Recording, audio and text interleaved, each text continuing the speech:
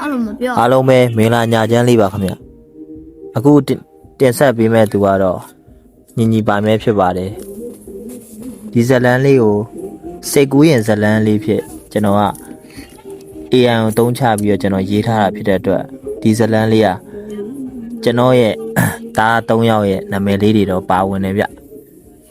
နားထောင်ပေးကြပါအောင်နော်ညီကို3ရဲ့စွန်စားကန်ရန်ကုန်မြို့ရဲ့မြို့ပြရှုခင်းများသည်ညအချိန်တွင်နီယွန်မီးများဖြင့်လင်းထိန်နေဒါပေမဲ့မြို့ရဲ့ဆင်ញင်ပုံစွန်းမှာစက်မှုဆောင်ဟောင်းနေအချိန်တွေမှာလုံးဝကွဲပြားညီမင်းမြက်အောက်ကလှုပ်ရှားမှုတွေကိုတတိထားမိလားဂျိုသားတွေရဲ့စက်ကရိယာအချက်ပြတန်တွေပိုပြင်းထန်လာပြီးဝေယံတန်းဟာသူ့ရဲ့လက်ကင်ဖုန်းစကရင်ကိုကြည့်ရင်ပြောလိုက်တယ်ဝေယံတန်းနီးပညာနဲ့သတင်းချက်လက်ကိုထိချုပ်နိုင်တဲ့စွမ်းအားရှိတဲ့သူဖြစ်တယ်သူ့ရဲ့မျက်လုံးထဲတွင် digital ကုတ်များမှာရေစည်းကြောင်းတဲ့ဘွယ်စီးဆင်းနေတယ်အကြီးဆုံးဖြစ်သူညီမင်းမြတ်ကစိတ်ုံခေါမိုးပေါ်မှာနေအဝေးကိုငေးကြည့်နေသူ့ရဲ့ခန္ဓာကိုယ်ပတ်လည်မှာမီးတောင်နှဲငယ်ရာလေထဲတွင်ကခုန်နေတကယ်သူတစ်ဖက်ဖက်လင်းနေသူဒီမီးကိုအမိန်ပေးနိုင်သူဖြစ်တယ်အကုန်လုံးသိမြင်တာကောင်းဆောက်ရင်မင်းရဲ့ဆောင်းအောင်တုံးချဖို့ချိန်တန်ငယ်ဆုံးဖြစ်သူကောင်းဆောက်ဝေရန်ကတက်ပြင်းချလိုက်တယ်သူဒီအချိန်နဲ့နေရာကိုခက်တရက်တက်နိုင်တဲ့စွမ်းအားရှင်ဖြစ်တယ်သူ့ရဲ့မြေပြင်ကိုလက်ဖြင့်ထိလိုက်တဲ့နဲ့စိတ်အဝင်တစ်ခုလိုလေထုမှအိတ်ခဲသွားတဲ့ကဲ့သို့ငြိမ်သက်သွားရုတ်တရက်ကောင်းကင်ယံမှာနတ်ရောင်အာကာသရင်ငယ်တစ်ခုကတိတ်တဆိတ်ဆင်းလာရင်ပေါ်မှာဆင်းလာသူမှာဇာကိုလို့ခေါ်တဲ့ဂျိုသားစစ်ဦးစီးချုပ်ဖြစ်တယ်သူ့ရဲ့နောက်မှာကိုပြောက်နေတဲ့လူဆိုးကိုင်းဝင်တွေအများပြားပါလာအဲ့ကောင်တွေမျိုးတွေကိုရောက်သွားရင်လူတို့ထိခိုက်လိမ့်မယ်ကောင်းဆက်အချိန်ကိုရက်လိုက်ညီမင်းမြတ်ကအမိန်ပေးတယ်ကောင်းဆက်ဝေရန်မျိုးလုံးမြောင်မှိတ်ကစူးဆိုင်လိုက်တယ်စက္ကန့်ပိုင်းအတွင်းမှာပဲဂျိုသားမြိုင်လှုပ်ရှားမှုများရပ်တန့်သွားဇာကိုရဲ့ဓာတ်ချက်မှာလေထဲတွင်တက်ဝေယံတန်သူရဲ့စက်ကရိယာတွေ digital စနစ်ကနေဖြတ်တောက်လိုက်ဝေယံတန်သူ့ရဲ့လက်ကိုဖွေးလျန်းလိုက်စက်ရုံဝင်တွင်ရှိဂျိုသားတို့ရဲ့အဆင့်အမြင့်လက်နက်များမှာအားကုန်သွားပြီးဆက်များချို့ရင်းသွားညီမင်းမြတ်ကမီးတော်များကိုလက်ထဲတွင်စုပြီးလိုက်အခုငါလှဲ့ပဲသူဒီလက်ကိုမြှောက်လိုက်တဲ့တပြိုင်နက်ရက်တက်နေတော့အချိန်များပြန်လဲဆက်တင်သွားညီမင်းမြတ်ရဲ့မီးတောက်ဒိုင်းလုံးများမှာဂျိုသားတက်ဖွဲ့တဲ့သူမိုးသီးတစ်ပွဲကြားရောက်သွားတိုက်ပွဲများဖြစ်သွားပြီးတော့ဇာကိုကချိန်ပြီးထွက်ပြေးသွားဒါပေမဲ့လေသူဒီမျိုးပြမှ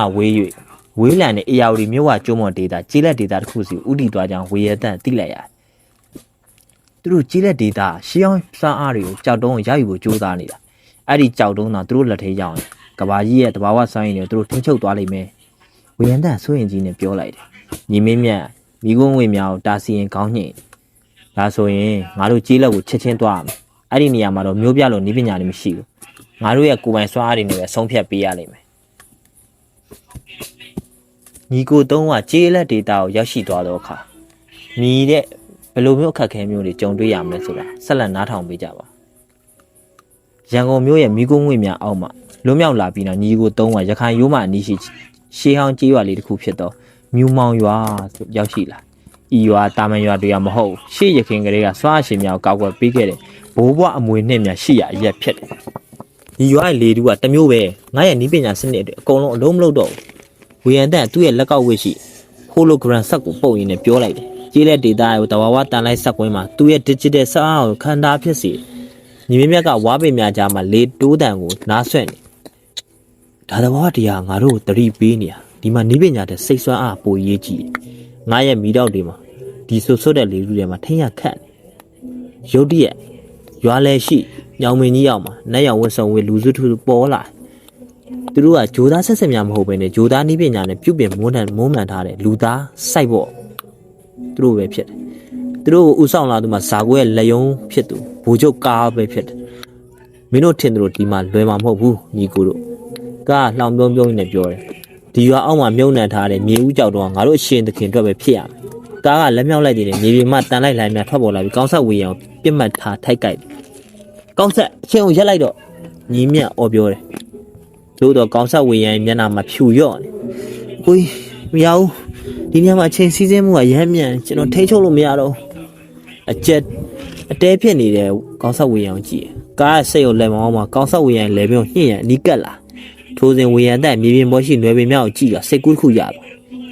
ဝေယံတက်မင်းမလုံနေရငါတို့ကုညိုးလေ ညီမြတ်ကမီလီယံဒါအဖြစ်စိုက်ပေါ်မြောင်ခုခံအော်လိုက်ခဏလေးကိုကြီးကျွန်တော်နီးပညာသုံးလို့မရပဲဒီဒေသရဲ့သဘောဝဆိုင်ရင်လည်းဒေသခံတွေရှင်းအောင်စီရင်ချိတ်ဆက်လို့ရနိုင်တယ်ဝီယန်တန်မြေပြင်ပေါ်မှာထူးဆန်းသောကုတ်အခရာများသူ့ရဲ့လက်ချောင်းများပြီးရေးဆွဲလိုက်တယ်သူကနီးပညာရှင်ဖြစ်တဲ့၍ရှုပ်ထွေးတဲ့ပုံစံများကိုနားလေကောင်းဆက်အချင်းကိုရပ်ဖို့မကြိုးစားနဲ့အချင်းကိုရှေ့ကိုကြောလိုက်တစ်စက္ကန့်လောက်ပဲရှေ့ကိုခုန်လိုက်ဝီယန်တန်အကြံပေးတယ်ကောင်းဆက်ဝီယန်တန်ရဲ့စကားကိုနားလေသွားသူ့ကိုယ်စကားကိုနားလေတော့သူကအချိန်ကိုရက်တက်မဲ့အစားမိမိကိုယ်ကိုရှေ့ကိုတစ်စက္ကန့်သာကြိုတင်ရောက်ရှိအောင်ဖန်တီးလိုက်တယ်အချိန်ခီးသွားလိုက်တယ်ပေါ့ဗျာကားရဲ့လက်သီးပါလေယာနေကိုသာထိုးမိသွာ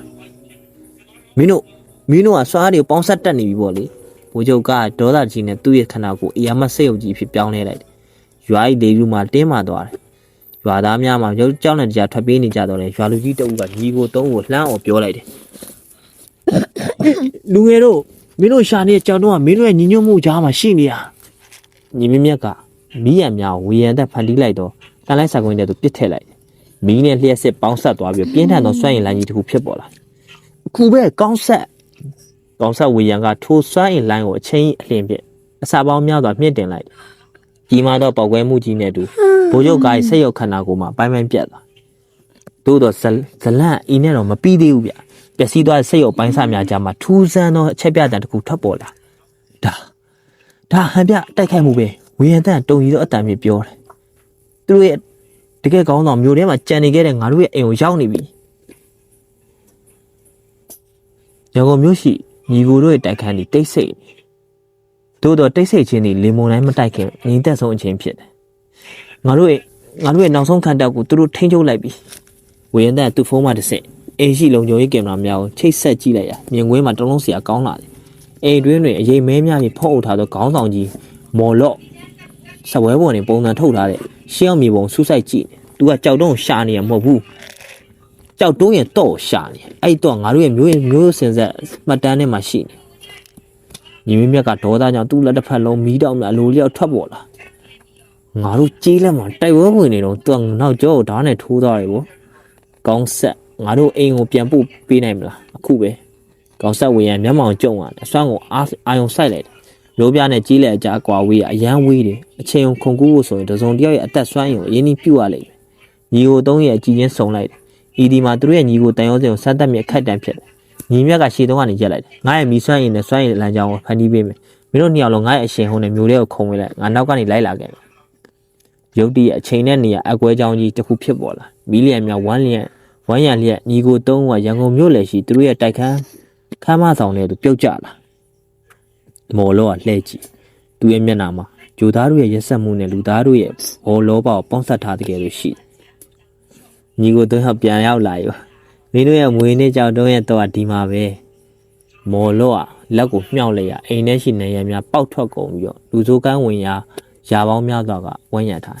မျိုးပြရဲ့ညီယုံမီးအောင်များကြားမှာတိုက်ပွဲမှာကြီးကျယ်ဖြစ်ပွားတော့တယ်ဝေယံတက်မျိုးပြရဲ့မီတာခလုတ်ခုံတစ်ခုလုံးဟက်လုပ်လိုက်မျိုးပြရဲ့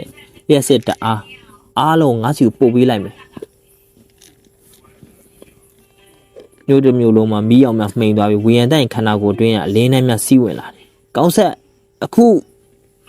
ာင်းဆက်ဝေယံဒ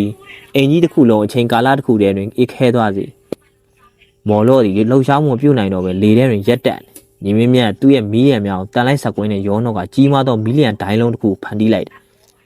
ဒါငါတို့ညီကိုတွေရဲ့အစုပေါင်းစွမ်းရည်ပဲ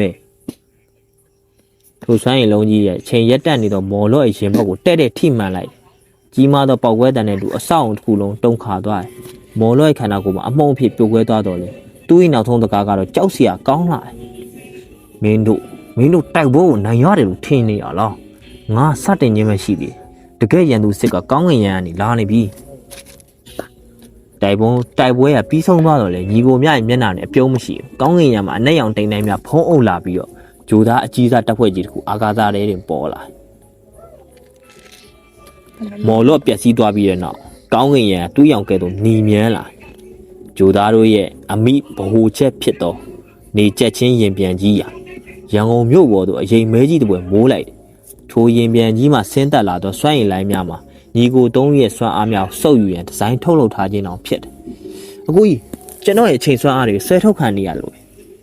ကောင်းဆက်ဝေယံဒူးထောက်ကြတာဝေယံတန်သူ့ရဲ့ digital ကိရိယာတွေကိုကြိုးစားထိန်းချုပ်ပေးမယ်အားလုံးကပွင့်ထွက်သွားဒါကနှက်ရောင်ပေါက်ဘလက်ဟိုးနိပညာပဲငါတို့ရဲ့စွမ်းအားတွေကိုသူတို့ကအစာအဖြစ်သုံးနေတာရုတ်တရက်အာဂတရင်ပေါ်မှာစွမ်းငင်အားကြီးလှိုင်းကြီးတစ်ခုလုံးကျရောက်လာပြီညီကိုသုံးခုစလုံးကိုစွမ်းမြေပြင်မှာဆွဲတင်သွားရေပြန်တွင်းရှိစွမ်းရင်အကျဉ်းတောင်ထဲသို့ပိတ်လောင်လိုက်တယ်အကျဉ်းတောင်တွင်းတွင်ညီကိုသုံးကစွမ်းမဲ့သွားဖြင့်တန်ကြိုးများဖြင့်ချီနှောင်ခံထားရတယ်သူတို့ရှိရင်ပေါ်လာဒီမှာဂျိုသားတို့ရဲ့အရှင်တကယ်အိုမီဂါဖြစ်တယ်မင်းတို့ရဲ့စွမ်းအားတွေကကဘာဦးကလေးကရှိခဲ့တဲ့စွမ်းရည်တွေပဲအခုအဲ့ဒီစွမ်းရည်တွေကိုငါရဲ့လက်နဲ့ပြပြောင်းလိုက်ပြီအကောင်လေးကနေအိုမီဂါအေးဆက်ဆိုပြောလိုက်ညီမင်းမြတ်တန်ကြိုးများကြားမှာရုံးကန်ရင်းနဲ့အန်ကျိတ်ပြောလိုက်တယ်မင်းထင်တော့မှားနေငါတို့ရဲ့စားဒီတန်ကြိုးတွေနဲ့ခြိထားလို့ရရရမဟုတ်ဘူးအိုမီဂါညီမင်းမြတ်ကဒီလိုအန်ကျိတ်ပြီးတော့ပြောတယ်ပေါ့ဗျာအချင်းအောင်ထဲတွေရက်နှဲငယ်ကြသွားတယ်ညီကိုသုံးကအားနေနေတော့လေသူတို့ရဲ့စိတ်ထဲမှာပုံမူပြီးတော့ခိုင်းပါလာတယ်ဝေယံသက်ကောင်းစံနားထောင်ကြညီမကတိုးတိုးလေးပြောလဲငါတို့ခန္ဓာကိုယ်ထဲမှာရှိတဲ့စွမ်းအားတွေကိုတီးခြားစီတုံးနေလို့ငါတို့ရှုံးနေတာအခုငါတို့၃ယောက်ရဲ့စွမ်းအားတခုတည်းအဖြစ်ပေါင်းစစ်ရဝေယံသက်ခေါင်းညိတ်တယ်နီးပညာအရာပြောရမယ်ဆိုရင်ကျွန်တော်တို့ရဲ့စွမ်းရည်လိုင်းလုံးတွေတထက်ထဲကြောင်ညှိရမယ်ပေါ့အဲ့လိုပြောချင်တာလားကိုကြီးမြတ်သူတို့သုံးပါလက်ချင်းချိတ်လိုက်ကြတယ်ညီမမြတ်ကခေါင်းညိတ်ပြပြီးတော့သူ့ရဲ့မီးစွမ်းအားကိုအနှစ်သာရဖြစ်ပြောင်းလဲကအလဲဘိုးမှာထားလိုက်တယ်ဝေယံတန်ကနိပညာစွမ်းအားဖြင့်ထိုမီးစွမ်းအင်ကိုအစမတန်ချက်ထွင်ပြီး amplify လုပ်လိုက်တယ်ကောင်းဆောက်ဝေယံထိုစွမ်းရည်ပောက်ကွဲမှုချိန်ကိုအချိန်ကာလတစ်ခုအတွင်းမှာဆုပ်စူစီက compress ထားလိုက်တယ်ထိုခိုက်တန်မှာကြီးလက်ဒေတာရှိမြူးမောင်းရွာမှာမြေဦးကြောက်တုံးရတုံခါလာပြီးညီကိုသုံးစီအဝေးထိန်စွမ်းရည်များပို့လှုပ်လိုက်တယ်ကြီးလက်တဘာဝတန်းနဲ့မျိုးပြရဲ့ခင်မီစွမ်းရည်တို့ပေါင်းဆက်သွားတယ်မုံဆိုကြီးမားသောရွှေရောင်လင်းနှန်းကြီးတစ်ခုအကျဉ်းအောင်အတွင်းမှာပေါက်ကွဲထွက်လာတန်ကြိုးများအမှုန့်မြင့်သွားပြီးတော့ညီကိုသုံးရဲ့ခန္ဓာကိုယ်မှာရခိုင်ကားတဲ့နှစ်ဆခန့်ပုံမကြီးမားလာဝတ်စုံများမှာလည်းစွမ်းရည်တင်များဖြင့်လင်းထိန်နေညီမင်းမြတ်လက်ထက်တွင်မီလီယံလှန်ကြီးကပေါ်လာဝေယံတိုက်မျိုးလုံးများမှာလျှက်စစ်အပြာရောင်တောက်ခါရင်ပြန်တစ်ခုလုံးထိန်းချုပ်လိုက်ကောင်းဆောက်ဝေယံလေထဲတွင်လမ်းလျှောက်နေပြီးတော့သူ့ခြေလမ်းတိုင်းနဲ့အချိန်များရက်တန်သွားအိုမီဂါမင်းရဲ့ကစားပွဲကခုမှတကယ်စတာညီမင်းမြတ်ကဟိတ်ဟောက်လိုက်တယ်စွမ်းရည်အပြည့်ရရှိသွားတဲ့ညီကိုသုံးနဲ့အိုမီဂါတို့ရဲ့နောက်ဆုံးတိုက်ပွဲမှာဘယ်လောက်ထိကြမ်းတမ်းမလဲဆိုတာဆက်လက်ပြီးတော့နားထောင်ပေးကြပါအောင်ဗျဝုန်းဆိုတဲ့အတန်းနဲ့ညီကိုသုံးရဲ့ပေါင်းဆက်စွမ်းရများကြောင့်နေချက်ချင်းရင်ပြန်ကြီးရဲ့ကိုယ်ထဲမှာတန်ရီကျိုတကဲ့သို့အရေးပြောကြတယ်အိုမီဂါနောက်သို့လွင့်ဆင်သွားတော့လဲသူ့ရဲ့ပုံစံမှာကြောက်လန့်နေခြင်းမရှိပဲထူးဆန်းစွာရီမောနေမင်းတို့ရဲ့စွမ်းအားတွေကငါ့ကိုအနိုင်ယူဖို့မဟုတ်ဘူးငါ့ကိုကူညီပေးနေရပဲအိုမီဂါတွေးရင်ထဲမှာထားရက်ရင်ပြောလိုက်ညီမင်းမြတ်ကမီလီယံလှန်ကိုချိန်ရွေးလိုက်တယ်ဘာလို့ဆိုးလို့ရလဲမင်းရဲ့တက်ဖွဲ့တွေအကုန်ပြက်စီးနေပြီဝေယံတန်မင်းရဲ့စနစ်ပြန်စစ်ကြည့်လိုက်စမ်းအိုမီဂါပြောင်းလှောင်ပြောင်း၍ပြောဆိုတယ်ဝေယံတန်သူ့ရဲ့မျက်လုံးထဲဒေတာမြောက်အမြန်ဆုံးဖတ်ရှုလိုက်တယ်သူ့မျက်နှာမှာဖြူလော့သွားအကိုကြီးရက်လိုက်တော့ငါတို့စွမ်းအားတွေကိုပေါင်းဆက်လိုက်တာရင်ပြောင်ဖြက်စီးဖို့နေမဟုတ်ဘူးငါတို့စွမ်းရည်နေရရင်ပြိုင်အောက်ခြေမှာရှိတဲ့ရှင်းအောင်တကားတစ်ခုဖွင့်ပေးလိုက်တာအိုမီဂါရဲ့နောက်ွယ်ရှိနေရန်ကြီးပွင့်ထွက်လာပြီးအီယာမဖန်ပေါင်းချောင်တစ်ခုပေါ်လာထိုဖန်ပေါင်းချောင်မှာရှိနေသူမှာသူတို့၃ဦးဖခင်ဖြစ်တယ်လွန်ခဲ့သော10နှစ်ကလေရင်ပြတ်ကြပြီးကွယ်လွန်သွားပြီဟုသူတို့ယုံကြည်ထားခဲ့သောဦးညီညီပိုင်ဖြစ်တယ်အဖေကောင်းဆောက်ဝေယံတုံရီသောအတန်ဖြင့်ခေါ်လိုက်တယ်သို့တော့ဦးညီပိုင်မျက်လုံးများမှာအသက်မဲ့နေပြီးတော့သူ့ရဲ့ခန္ဓာကိုယ်မှနေအနက်ရောင်ကြိုးများကရင်ပြန်တစ်ခုလုံးချိတ်ဆက်ထားသူကငါတို့ရဲ့၃ဘက်မဟုတ်ဘူးအိုမီဂါမျက်နှာဖုံးကိုချွတ်လိုက်တယ်မျက်နှာဖုံးအောက်မှာပေါ်လာသည်မှာအိုမီဂါမဟုတ်ဘဲနဲ့ဦးညီပိုင်နဲ့ရုပ်ချင်းစင်သူသောနောက်ထပ်လူတစ်ယောက်ပင်ဖြစ်တယ်သူကဒီကဘာကြီးကိုဖျက်ဆီးမဲ့ဘိုးချက်ပဲမင်းတို့ပို့လိုက်တဲ့စွမ်းရည်တွေကသူ့အခုနိုးထားစေပြီထိုအချိန်မှာဝေယံတက်နဲ့ကြက်ထဲသို့မြူမောင်ရွာကအခုပေးတဲ့တစ်ခုရောက်လာဝေယံတက်ငါတို့ရွာလူကြီးကယူသားရည်နဲ့တစ်ဖက်သက်သဘောတူညီချက်ရယူထားတာသူတို့ရွာကိုကောက်ွယ်ဖို့အတွက်မင်းတို့အဖေရဲ့တီနီယာကိုယူသားတွေကိုရောင်းစားခဲ့တာညီကို၃စလုံးဆွန့်ရသွားကြတယ်သူတို့ယုံကြည်ခဲ့သောကြီးလက်ဒေတာသူတို့ကိုတစ္ဆာဖောက်ခဲ့ပြီးတော့သူတို့ရှားပွေနေသောရန်သူကောင်းဆောင်မှလည်းသူတို့ရဲ့မိသားစုနဲ့ပတ်သက်တယ်ရုတ်တရက်ဦးညီပိုင်ရဲ့ခန္ဓာကိုယ်မှနေအနက်ရောင်စွမ်းရည်လိုင်းများထွက်ပေါ်လာပြီးတော့ရန်ကုန်မြို့တစ်မြို့လုံးလက်ရိုက်ခတ်သွားမြို့ပြကြီးစွမ်းစာအုပ်များမှာတဲနန်းတော်တစ်ဖွဲပြိုကျလာပြီးတော့ကြီးလက်ဒေတာရှိမြေပြင်များမှာအကွဲကြောင်းများပေါ်လာရွေးချယ်စံညီကိုတို့အိုမီဂါ2ကလောင်ပြောင်လိုက်မင်းတို့ရဲ့ဖေကိုတက်ပြီးကွာကြီးကိုကဲမလား ဒါမှမဟုတ်ရင်လည်းကဘာကြီးကိုပြည့်စည်ခံပြီးတော့ဖေနဲ့အတူသေးမလားညီမင်းမြတ်သူ့ရဲ့မီးလျံလှ